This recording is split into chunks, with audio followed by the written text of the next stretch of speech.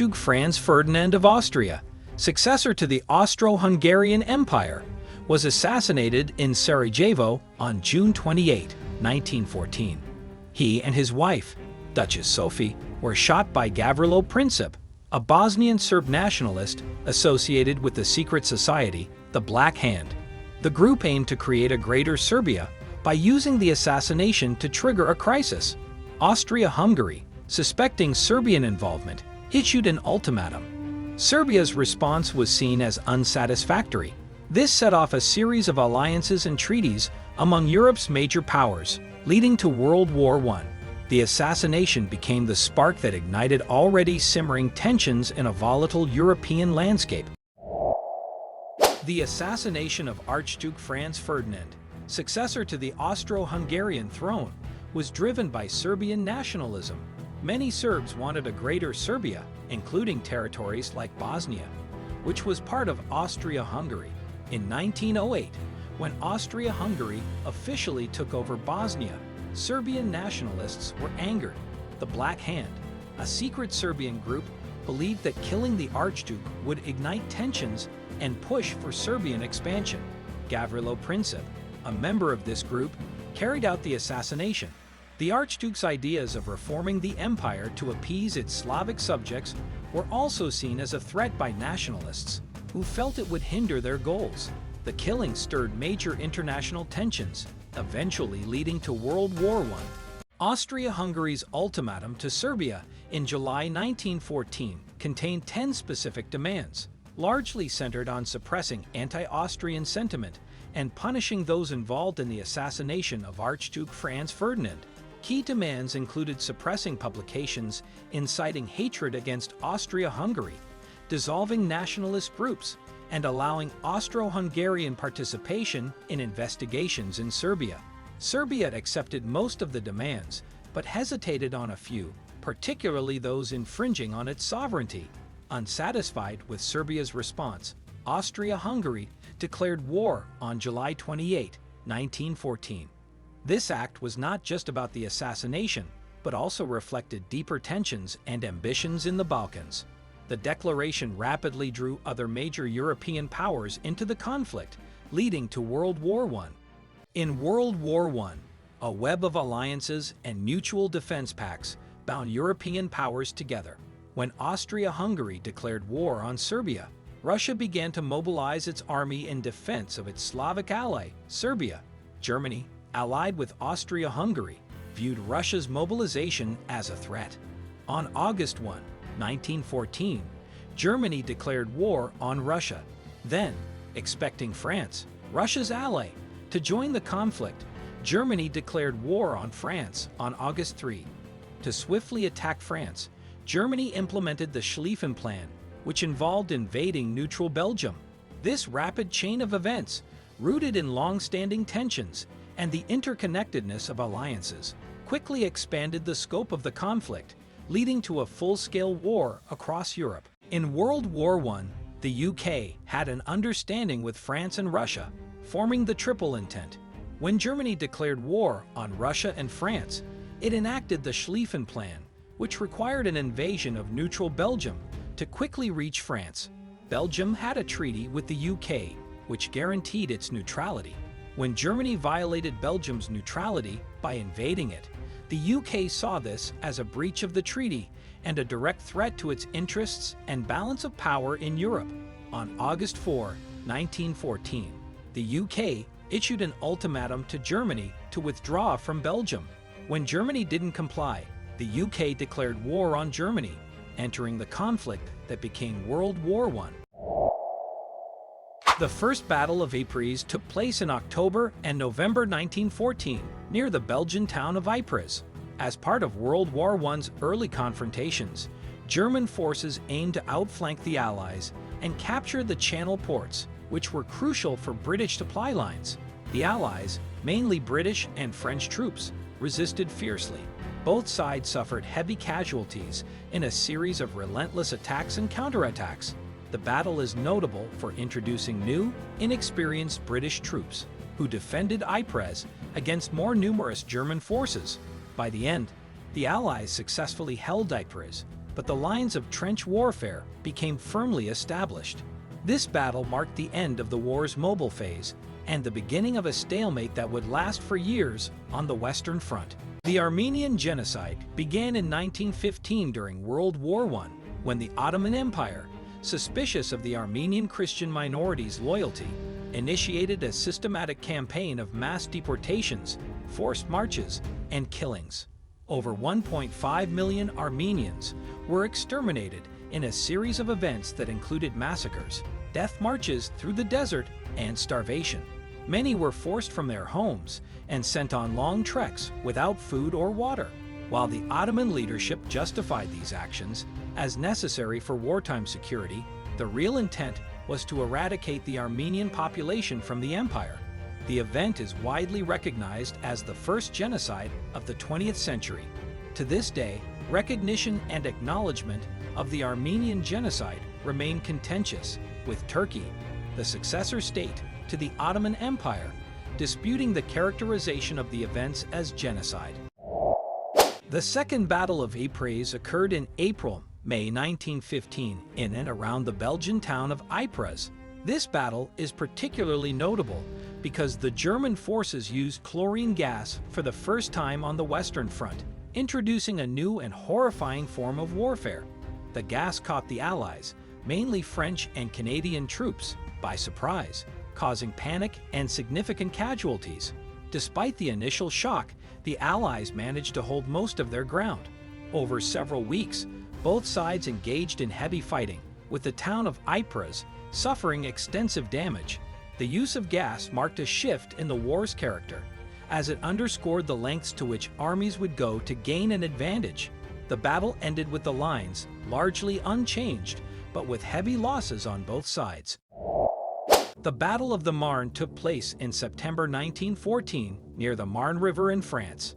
It was a pivotal confrontation in World War I between the Allies, primarily French and British forces, and the German Empire.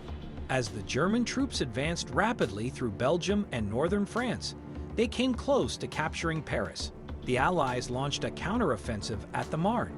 After several days of intense fighting, the German advance was halted and then forced to retreat. This battle prevented the Germans from quickly winning the war by capturing Paris. Instead, both sides dug in, leading to the start of trench warfare, which would characterize the Western Front for much of the war. The Battle of the Marne is often called the Miracle of the Marne due to the unexpected Allied turnaround. The RMS Lusitania was a British ocean liner sunk by a German submarine on May 7, 1915 during World War I. The ship was traveling from New York to Liverpool when it was struck off the coast of Ireland. Of the 1,959 passengers and crew aboard, 1,198 perished, including 128 Americans.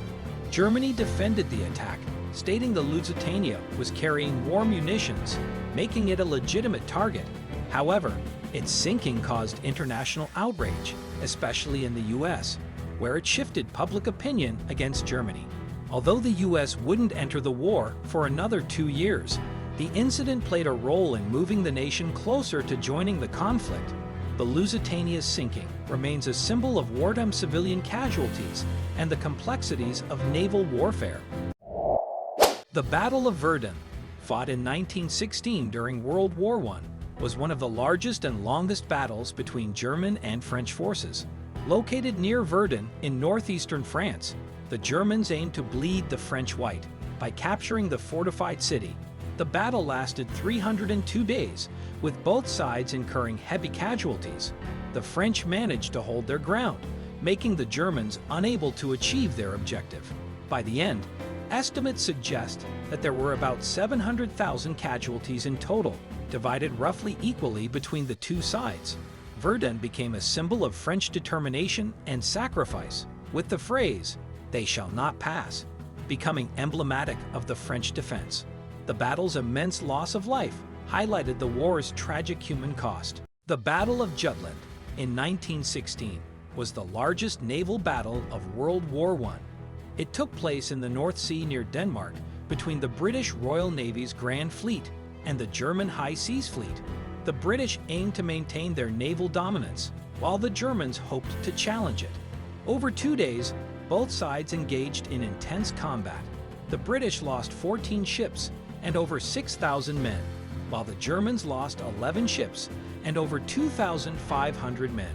Strategically, the battle was inconclusive.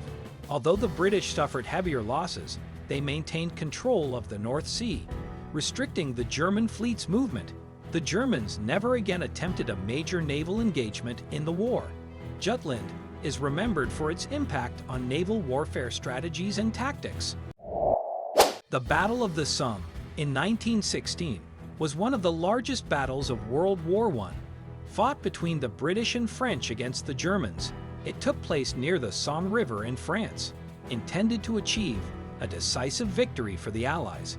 It began with a massive artillery bombardment, followed by a British infantry advance. On the first day, the British suffered over 57,000 casualties, making it the bloodiest day in British military history. The battle raged for 5 months, with both sides incurring heavy losses. By its end, the Allies had advanced only a few miles and suffered over 600,000 casualties, while German casualties were similarly high. Though the Allies achieved some tactical gains, the battle's high death toll came to symbolize the horrific nature of trench warfare. In 1917, after years of maintaining neutrality in World War I, the United States declared war on Germany. Several factors contributed to this decision. German unrestricted submarine warfare targeted not just military, but also civilian vessels, most notably the sinking of the British ship Lusitania in 1915, killing 1,198 people, including 128 Americans.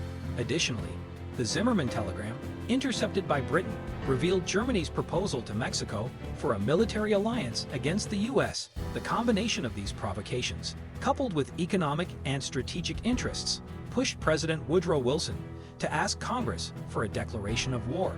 On April 6, 1917, Congress approved the declaration, marking the U.S. entry into the Great War. This intervention played a pivotal role in shifting the war's balance, leading to an eventual Allied victory. The Battle of Capreto in 1917 during World War I saw the combined forces of Germany and Austria-Hungary launch a surprise attack against the Italian army near the town of Capreto, now Kobaried, Slovenia. Utilizing innovative tactics, the Central Powers quickly broke through Italian lines.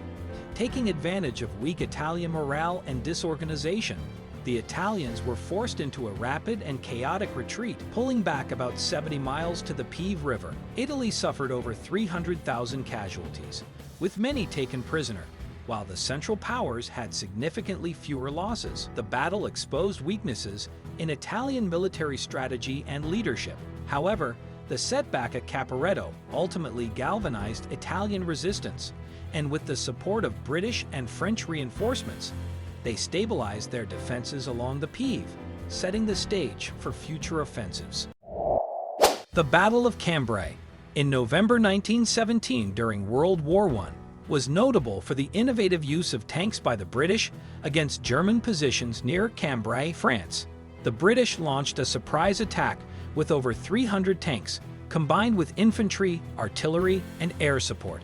Initially, this new approach proved successful, allowing British forces to advance and capture significant territory with minimal casualties, breaking through the formidable German Hindenburg Line. However, the initial success was short-lived. Within days, German counterattacks began reclaiming most of the lost ground. By early December, both sides were nearly back to their starting positions. While the battle ended largely inconclusively in terms of territory gained, it demonstrated the potential of tank warfare, influencing tactics and strategies in future conflicts. The Treaty of BrestLitovsk, signed in March 1918, was a peace treaty between Soviet Russia and the Central Powers, including Germany, Austria-Hungary, Bulgaria, and the Ottoman Empire. Following the Russian Revolution of 1917, the new Bolshevik government sought to exit World War I due to internal turmoil. The treaty ended Russia's participation in the war. In exchange for peace, Russia made significant territorial concessions, relinquishing control of Ukraine, its Baltic territories, Belarus, and other regions. These concessions amounted to a third of Russia's population, half of its industry, and 90% of its coal mines. The treaty was heavily unfavorable to Russia, but reflected its desperate situation. However, the terms were short-lived. Following Germany's defeat later in 1918, the Treaty of BrestLitovsk was annulled. The German Spring Offensive, launched in March 1918 during World War I, was Germany's attempt to end the war in their favor before the full force of American troops arrived in Europe. Utilizing newly developed infiltration tactics and taking advantage of the Russian exit from the war, Germany concentrated its troops on the Western Front. The offensive was a series of attacks along the Allied lines, beginning with Operation Michael, targeting the British forces. Initially, the Germans made significant advances, pushing the Allies back and creating a bulge in the front line.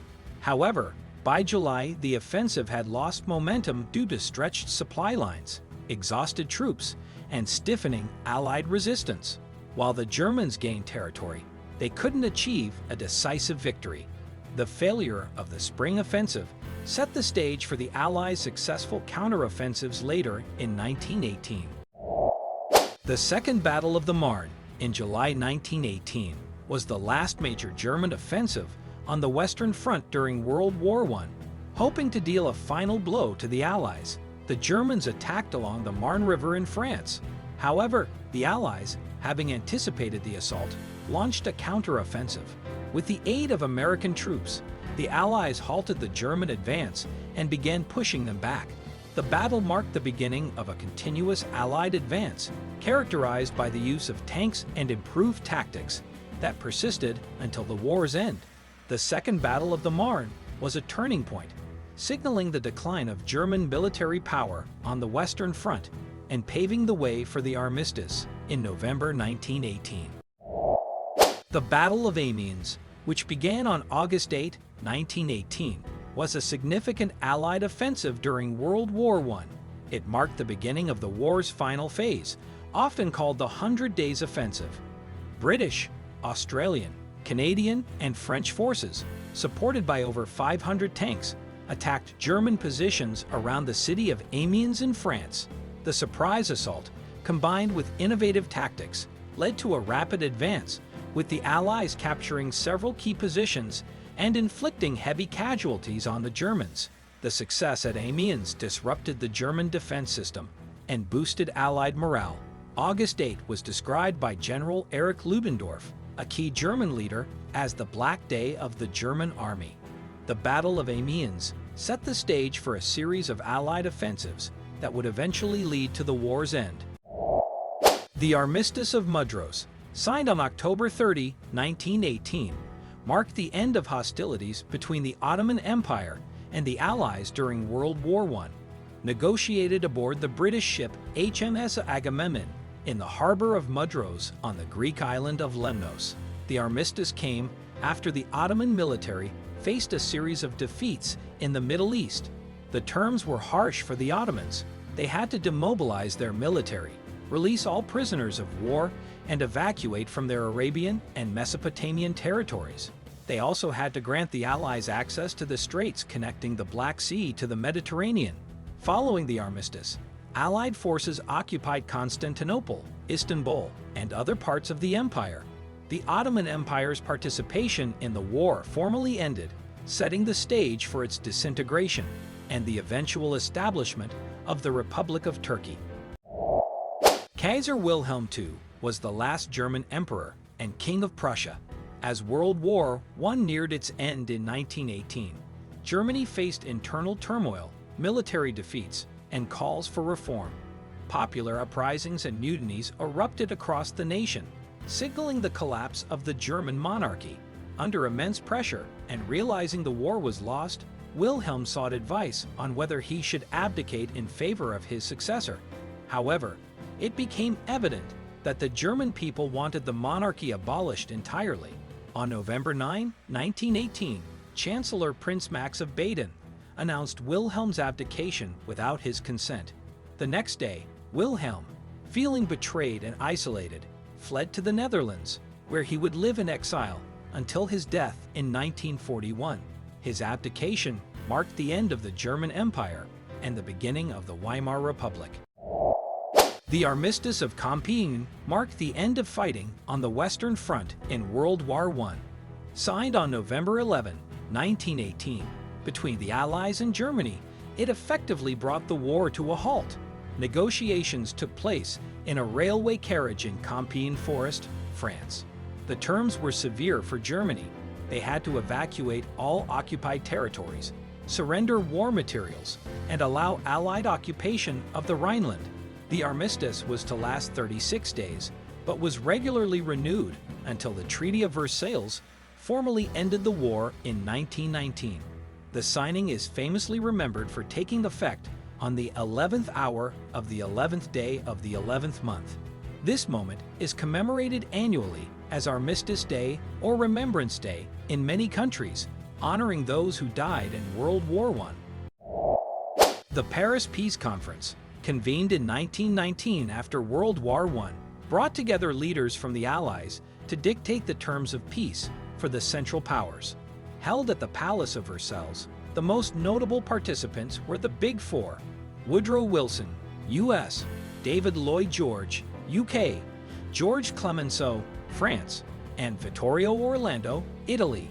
The conference led to the creation of the Treaty of Versailles, which imposed heavy reparations and territorial losses on Germany. It also produced the League of Nations, an international organization aimed at preserving peace. Other treaties, including SaintGermain, Tryon, and Sèvres, addressed the fates of Austria, Hungary, and the Ottoman Empire, respectively. While the conference sought to prevent future conflicts, the harsh terms imposed, especially on Germany, sowed seeds of resentment, contributing to tensions leading up to World War II. The Treaty of Versailles, signed on June 28, 1919, was the primary peace agreement after World War I, concluding the conflict between Germany and the Allied powers. Crafted at the Paris Peace Conference, the treaty imposed severe terms on Germany: significant territorial losses, military restrictions, reparations payments, and the War Guilt Clause, which placed full blame for the war on Germany. The treaty aimed to prevent Germany from becoming a military threat again. While it achieved immediate disarmament, its punitive measures contributed to economic hardship and political instability in Germany. The resultant national humiliation and resentment paved the way for extremist movements, including the rise of Nazism. Many historians argue that the Treaty of Versailles' harsh conditions indirectly set the stage for World War II. The Treaty of Saint-Germain, signed on September 10, 1919, was one of the peace treaties that ended World War I. It specifically dealt with Austria, the core part of the former Austro-Hungarian Empire.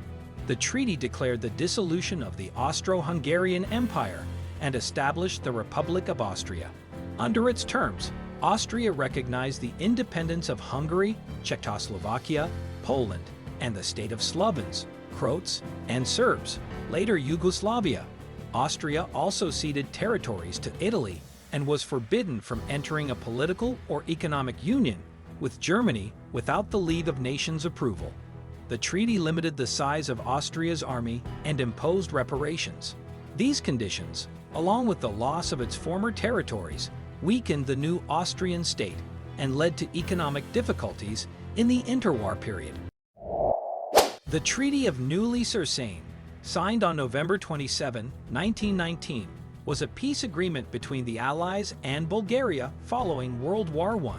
Bulgaria, which had sided with the Central Powers during the war, was forced to make significant territorial concessions as a result of this treaty.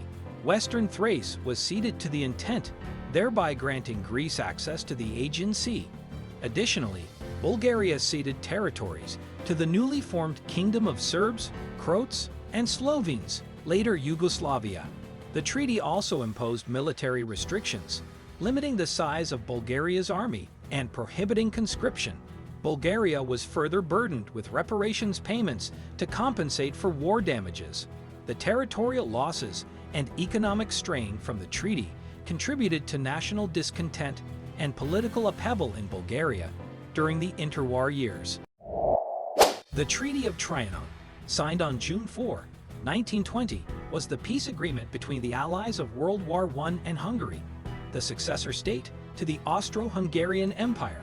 The treaty drastically reduced Hungary's territory and population. Large regions were awarded to Romania, Transylvania, Czechoslovakia, Slovakia, and Ruthenia, and the Kingdom of Serbs, Croats, and Slovenes, parts of Croatia and Slovenia. Hungary also had to cede land to Austria and Italy. As a result, over 3 million ethnic Hungarians found themselves living outside the borders of Hungary. Additionally, the treaty imposed military restrictions and reparations on Hungary.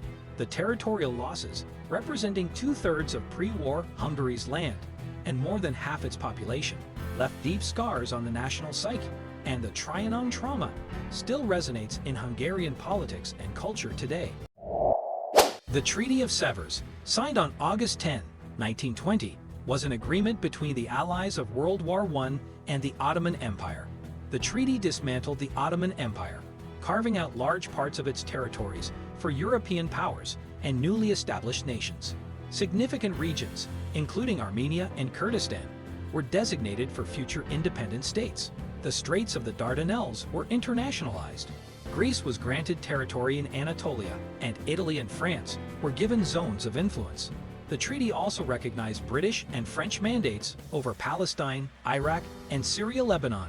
However, the Treaty of Sevres was never fully implemented. Nationalist forces led by Mustafa Kemal Atatürk opposed it, leading to the Turkish War of Independence.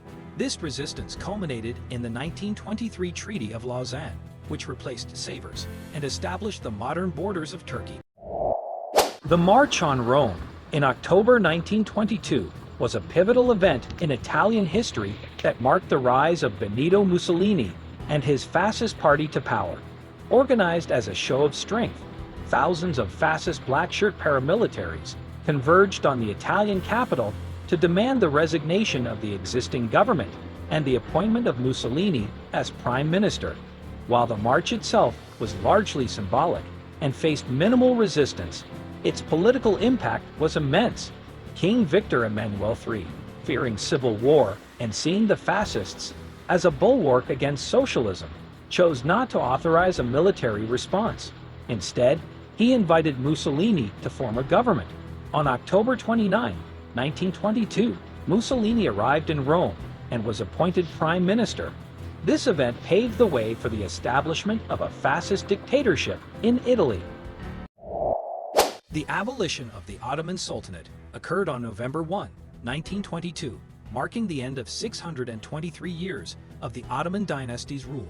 After World War I, the Ottoman Empire was weakened and occupied by Allied forces. However, a nationalist movement led by Mustafa Kemal Atatürk challenged both the occupying forces and the Sultan's authority.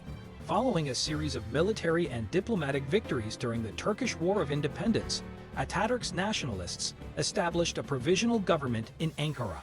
As the new government gained momentum, it clashed with the Sultan's Istanbul-based regime. The final blow came when the Grand National Assembly in Ankara abolished the Sultanate, stripping Mehmet VI of his title and powers. Mehmet left Istanbul for exile in Italy, marking the end of the Sultanate. Turkey subsequently became a republic in 1923 with Atatürk as its first president. Treaty of Lausanne, signed on July 24, 1923, was a peace treaty that settled the boundaries of modern Turkey and concluded hostilities between Turkey and the Allies after World War I. It replaced the earlier Treaty of Sevres, which had been rejected by Turkish nationalists led by Mustafa Kemal Atatürk. The new treaty recognized the sovereignty of Turkey over Asia Minor and Eastern Thrace, establishing its current borders. It also abolished the capitulations, which were rights granted to foreign powers within the Ottoman Empire. The treaty the exchange of Greek and Turkish populations, leading to the compulsory relocation of approximately 1.5 million Greeks from Turkey and 500,000 Turks from Greece. The Treaty of Lausanne formally ended the state of war between Turkey and the Allies, and it laid the foundation for modern Turkey as a secular nation-state.